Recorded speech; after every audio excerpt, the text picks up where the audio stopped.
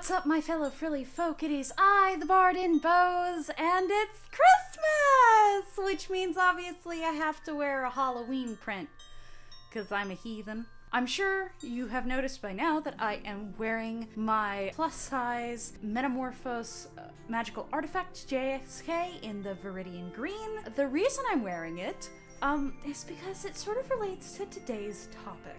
When I decided to finally break down and make the Bard in Bows YouTube channel, one of the things that I did not want to do was turn it into a rant channel. That was my old stuff, that was the old me, and I promised myself that while it wouldn't be entirely sunshines and rainbows, I didn't want to be the angry person online. And then last month happened.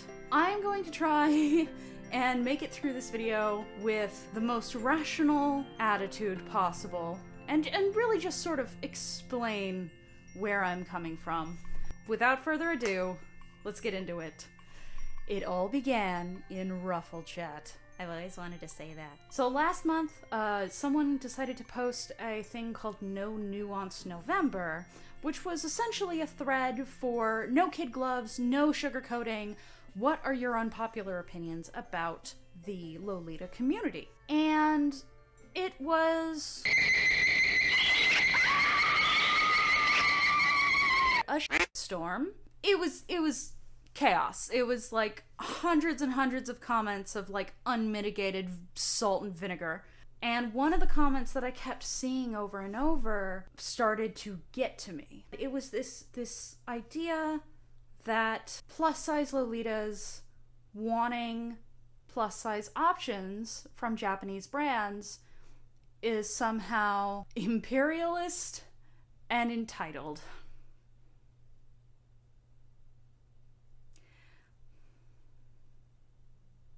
It took me a minute. And it wasn't just like one comment either. It was quite a few. It got to the point where I felt shitty, like looking through all these comments and seeing people, some who were also other plus-size Lolitas, claiming that wanting more options in this fashion that we love is somehow entitled, it's pushing a Western agenda, it's, you know, it's all these things, and I'm just sitting there like, how? I had written, the day that this happened and I went down all the comments, I wrote like an old-fashioned tea princess rant type script. I was ready to just sink my teeth in and just be like a snarling, angry, like, ah! But I reminded myself that no, the Bard in Bows is not Tea Princess. That is not the direction that I'm going with my channel. And rather than just be angry for like 10 minutes, I thought that I would take this opportunity to really lay out the problems I have with that argument and the damage that it can do to plus-size members of the Lolita community. First, let's lay down a little bit of groundwork. So I am fat. I have always been big. I've always taken up space. A lot of people are weird about sharing their body sizes online, but you guys have seen my measurements. I bounce between 185 and 195 pounds, so give or take, a little more since the quarantine. I'm about 5'6", and I got some big bazongs, so I have always been a big girl. I've never been classified as obese, but I'm big. I've always been big. Even when I was at my skinniest, I was big. So that's my personal experience, is that, hey, I'm fat. My professional experience is I have actually worked as a retail clerk for two niche fashions, two boutiques. One is a gothic boutique named Hillary's Vanity, and the other was a retro pinup couture boutique called Unique Vintage. I always kind of end up in the fashion industry, at least on the retail side, and I always tend to end up like meeting and befriending like weird designers and stuff like that, like niche designers. It's just where my life goes. My point is, not only do I have a personal experience being a plus size alt fashion enthusiast, but I have experience on the business end of selling plus size alt fashion, because both the goth store and the pinup store had a lot of plus size options. So with that all being said, let me tell you why I call bullshit on this argument. No, I'm sorry, trying to keep the salt to a minimum. Let me explain my point of view and why I have problems with this argument. From a business standpoint, the idea that having plus size options is bad for a business is stupid.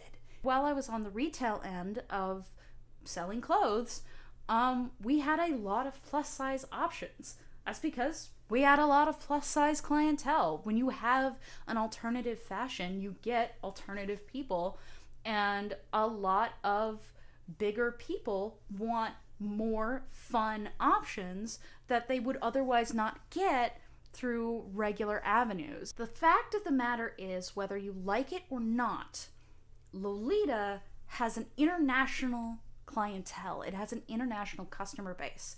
Now, I've only been doing this for about 3 or 4 years. I started seriously, I want to say 2016. That was like at the tail end of that, so that was really where I got going.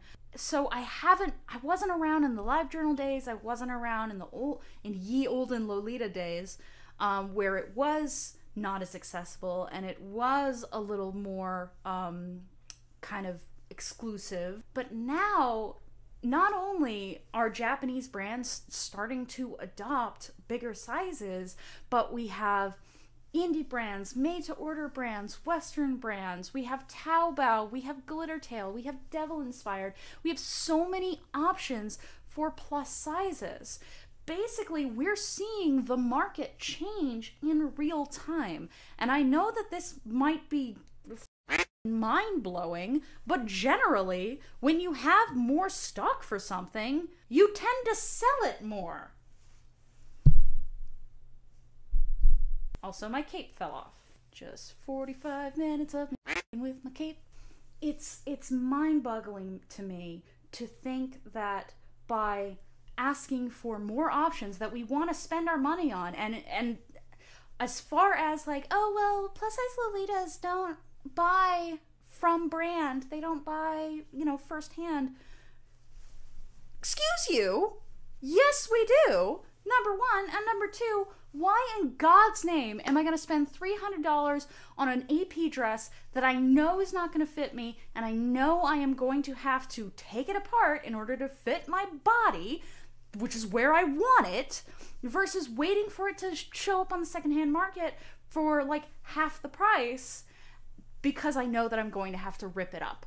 It's such a circular logical fallacy. Brands don't stock plus sizes because plus size Lolitas don't buy from brands that don't stock their size anyway. You see how that gets a little like, okay, salt is up here.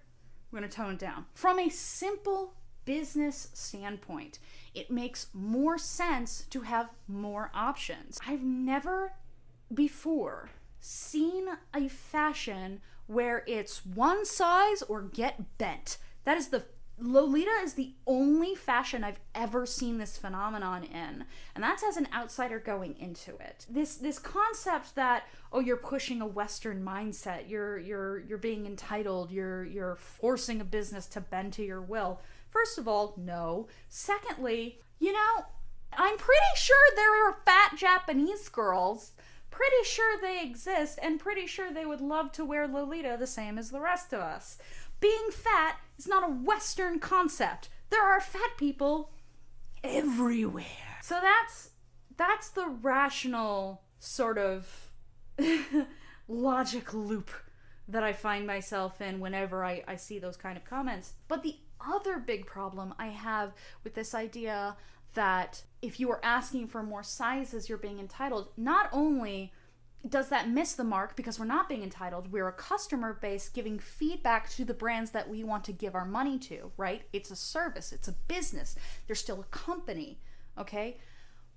Basically what that argument boils down to of, you should just go to other brands, you shouldn't try and force your Western ideology on these Eastern companies, that basically translates to you should be thankful and move on. That's what that translates to. As a fat Lolita, seeing comment after comment after comment of you have Western brands, you have indie brands, you should just be thankful, you know, just shut up and take what you have and be thankful that you have your size at all, is so incredibly hurtful. It's hurtful, it's tone deaf, and in the thriving biodome of business that the Lolita fashion community supports between the big brands, the indie brands, the Chinese brands, change is good, and bigger sizes, more inclusion is good. And this knee-jerk reaction to try and be the wokest is harmful to your fellow comm members. It's harmful to your friends. It's harmful to the people who want to join in on this fashion, who want to be a part of the conversation, but all they're gonna see with that mindset is, I value a brand and a company's bottom line more than I value you as a community member. And that is what hurts the most. Having a genuine grievance with a community that is supposed to be about acceptance, about feminism, about lifting each other up, about celebrating femininity and celebrating, just color and solidarity and community, but to still have people who are more than happy to allow us to be excluded for the sake of a company, for the sake of a brand, for the sake of a business. It's so dehumanizing. It really is. I really want to get my voice out there for a couple of reasons. Number one, I feel like I have some room to talk, not only because of the experiences that I listed, but because I have altered my wardrobe online in public. Like I did the stream for Royal Vegas Retreat online. I did my Alice and the Pirates alteration video. I have shown off my altered wardrobe, and it's something that to me is very normal. But there are still people who feel like if you alter a brand piece, you're destroying it. That you don't have the right to fit in your own clothes that you bought. And it just boggles my mind that I have found a community that can be so welcoming and beautiful and fun and colorful and expressive, and yet there are these pitfalls where people value a business over the feelings of their local community. So before I go, I did want to tell a little story, and it was really my first introduction to what the underbelly of this community really was, and it's something that is unfortunately it's stuck with me even through the better times that I've had in Lolita, of which there are many. So it was my first time modeling Lolita, and I was at Anime Expo, and I was modeling for a brand called Komachi.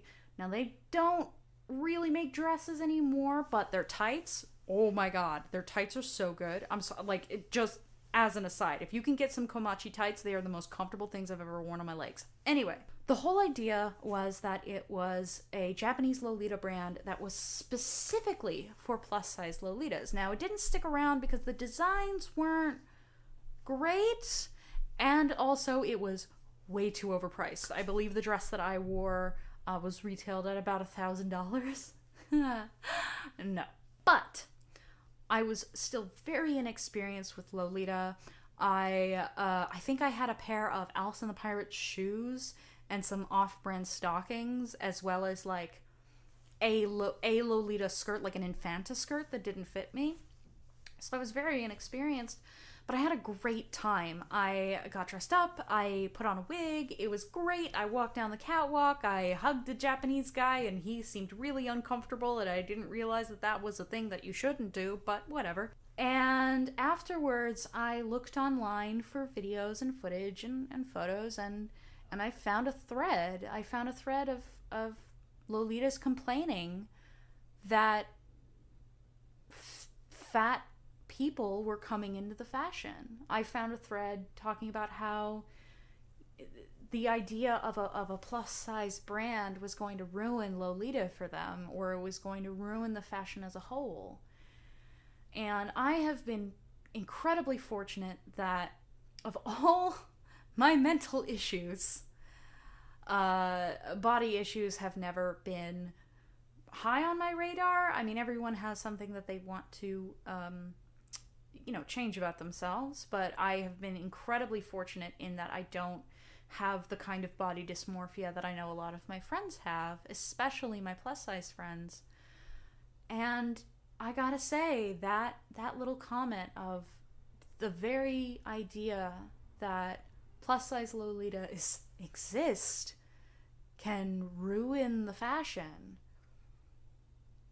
that stuck with me. And that kind of stuff doesn't stick with me very often. But all in all, I still look on that fashion show really with delight and with fondness.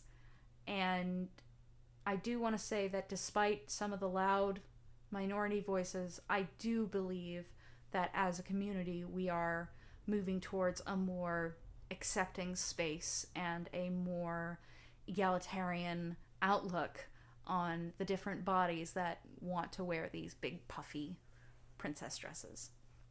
So if you have made it to the end of this video, I am sorry it is not the happiest one, but I want to thank you for lasting through this whole thing and letting me, be serious with you for a second. And with that being said, thank you, and ciao. Right back at you. God damn it, Siri.